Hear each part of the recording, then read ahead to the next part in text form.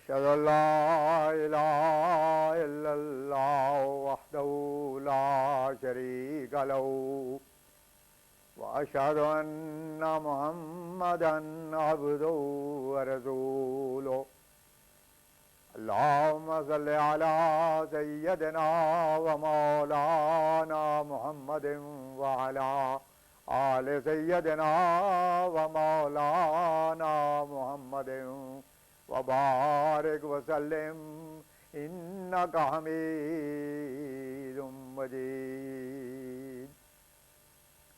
خاتم الانبیاء حضرت محمد مصطفیٰ احمد مجتبیٰ صلی اللہ علیہ وسلم کے غلام اور ہمارے امام بانی جماعت احمدیہ مسیح موعود و مہدی موصود علیہ الصلوۃ والسلام کے ایمان افروز اور روح پرور ملفوظات۔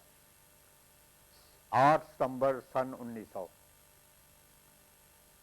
رات حضرت مولانا نور الدین صاحب نے اس آیت قرآنی کے معنی پوچھے، ما کانا لبشر ان یکلمہ اللہ الا وحیا او من ورائے حجاب او یرسل رسولا، سورہ شورى آیت 52۔ حضرت مولوی صاحب نے عرض کی کہ اس آیت پر بہت سا جھگڑا ہوا ہے۔ حضرت اقدس مسیح موعود علیہ الصلوۃ والسلام نے ارشاد فرمایا، قبل اس کے کہ اس آیت کے حل کی طرف ہم متوجہ ہوں، ہم عملاً دیکھتے ہیں کہ 3 ہی طریقے ہیں خدا تعالیٰ کے کلام کرنے کے، چوتھا کوئی نہیں۔ نمبر 1 رویا، نمبر 2 مکاشفہ، نمبر 3 وحی۔ پھر نماز عشاء کا سلام پھرنے کے بعد فرمایا، مولوی صاحب اس آیت کے معنی خوب کھل گئے۔ من ورائے حجاب سے مراد رویا کا ذریعہ ہے۔ من ورائے حجاب کے معنی یہ ہیں کہ اس پر استعارے غالب رہتے ہیں جو حجاب کا رنگ رکھتے ہیں، اور یہی رویا کی حیثیت ہے۔ یرسلہ رسولن سے مراد مکاشفہ ہے۔ رسولوں کا تمثل بھی مکاشفہ میں ہی ہوتا ہے، اور مکاشفہ کی حقیقت یہی ہے کہ وہ تمثلات ہی کا سلسلہ ہوتا ہے۔ اس کے بعد بڑے جوش اور خوشی سے فرمایا، قرآن کریم کیسے کیسے حقیقی اور عظیم علوم بیان فرماتا ہے۔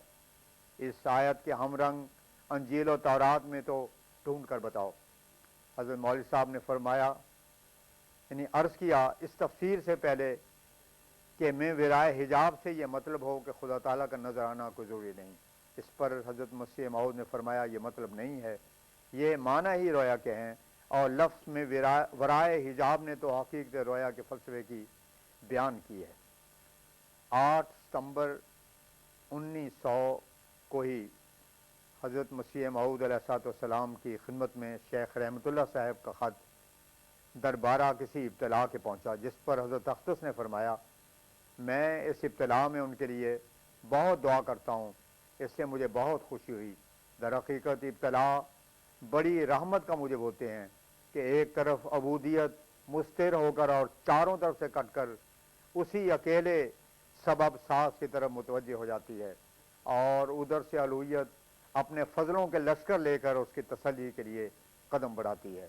میں ہمیشہ یہ سنت انبیاء علیہ السلام اور سنت اللہ میں دیکھتا ہوں کہ جس قدر اس گرامی جماعت کی رافت اور رحمت ابتلا کے وقت اپنے خدام کے نسبت جوش مارتی ہے، آرام و عافیت کے وقت وہ حالت نہیں ہوتی۔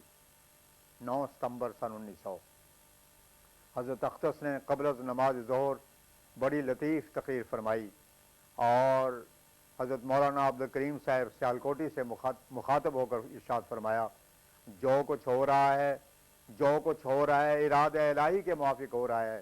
ضروری تھا کہ یہ لوگ اپنے ہاتھوں سے ان آثار کی صداقت پر مہر لگا دیتے جن میں لکھا ہے کہ مہدی موعود کے وقت بڑا شور برپا ہوگا، اور اس کو سلف اور خلف کے عقائد کے خلاف باتیں بتانے والا کہہ کر کافر ٹھہرایا جائے گا۔ اس وقت ہمارے احباب کو ایسے ہی صبر کرنا چاہیے جیسا کہ ہمارے نبی کریم صلی اللہ علیہ وسلم اور آپ کے اصحاب نے مکہ معظمہ میں کیا تھا۔ کوئی حرکت ان سے ایسی سرزد نہ ہونی چاہیے جو انہیں حکام تک پہنچائے۔ اس وقت کسی پر بھروسہ نہ کریں کہ فلاں شخص ہماری مدد کرے گا۔ یاد رکھیں اس وقت خداوند جل و علا کے سوا کوئی ولی اور نصیر نہیں ہے۔ اسی لیے مسیح پاک अलैहिस्सलाम फरमाते हैं, ऐ मेरे प्यारो शकीब व सब्र की आदत करो, वो अगर फैलाएं बदबू तुम बनो मुश्क ततार, गालियाँ सुनकर दुआ दो, पाके दो आराम दो, किब्र की आदत जो देखो तुम दिखाओ इनकसार। व आखिर दावाना अनिल हम्दुलिल्लाहि रब्बिल आलमीन।